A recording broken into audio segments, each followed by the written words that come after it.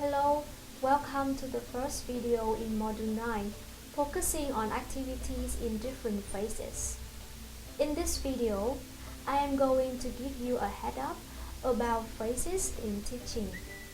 To be specific, there are two issues in this lecture. First, what phases of teaching mean and the definition of teaching phases. And second, what types of teaching phases are, or the divisions of teaching phases. Teaching is an important part of the process of education. It is a system of actions intended to induce learning. Its special function is to impart knowledge, develop understanding and skill.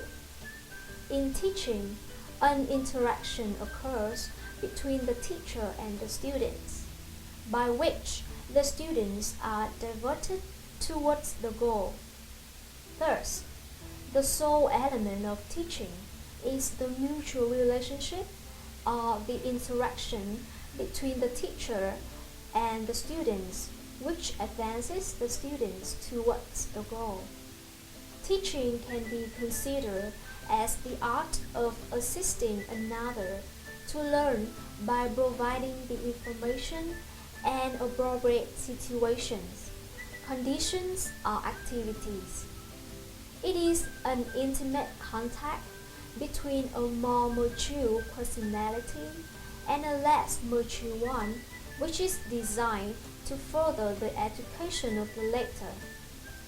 It is also the process by which one person helps each other in the achievement of knowledge, skill, and aptitudes.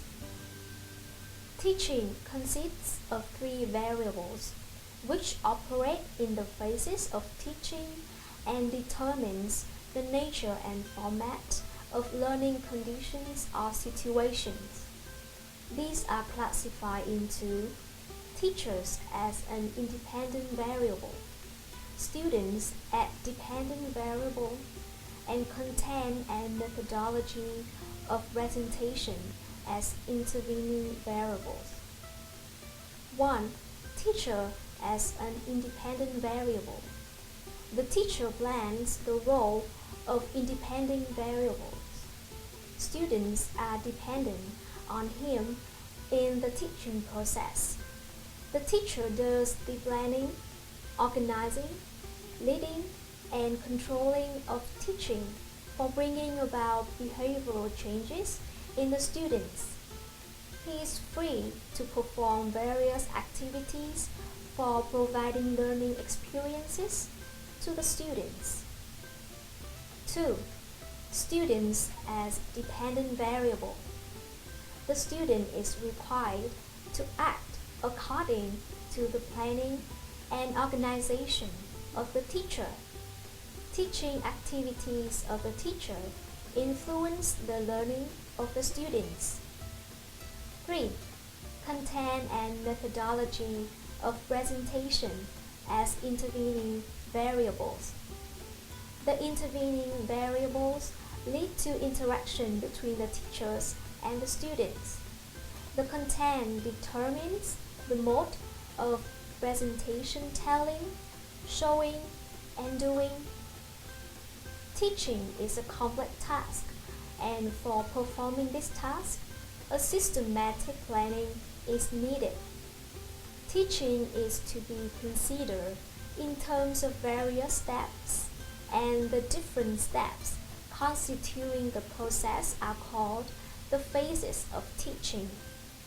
If we want to obtain a complete description of the teaching activities, we must consider what the teacher does before and after his or her regular teaching in the class. We can divide the teaching act into three phases of teaching, which are pre-active phase, interactive phase, and post-active phase. In pre-active phase of teaching, the planning of teaching is carried over. This phase includes all those activities which a teacher performs before classroom teaching or before entering the classroom. Pre-teaching consists essentially of the planning of a lesson. The planning of lessons needs to be seen in broader terms, not merely the designing of a lesson plan.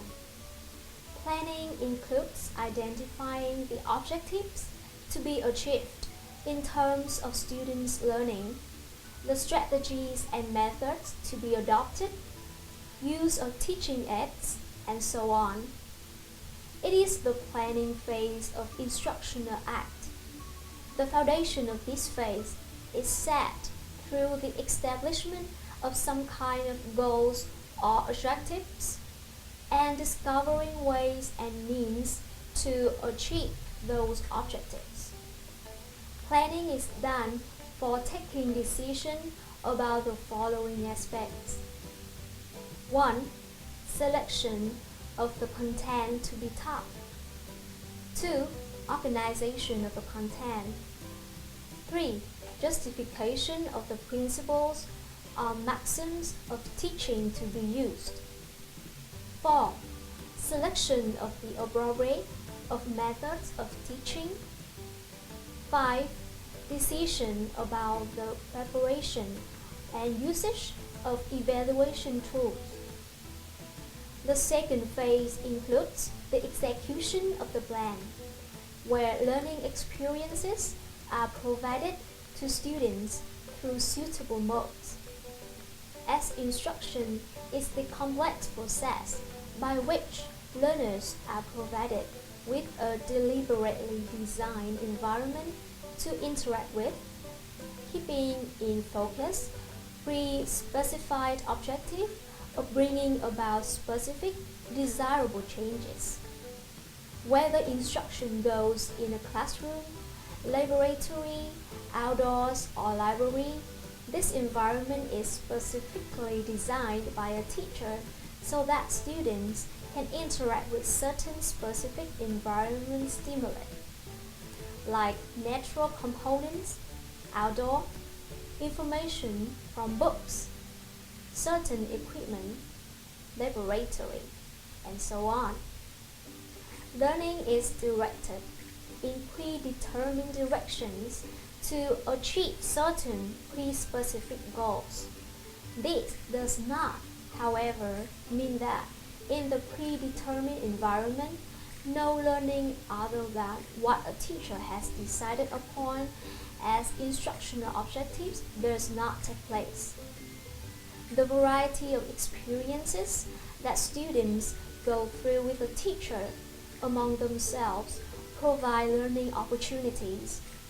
All those activities which are performed by a teacher after entering in a class are clubbed under interactive phase of teaching.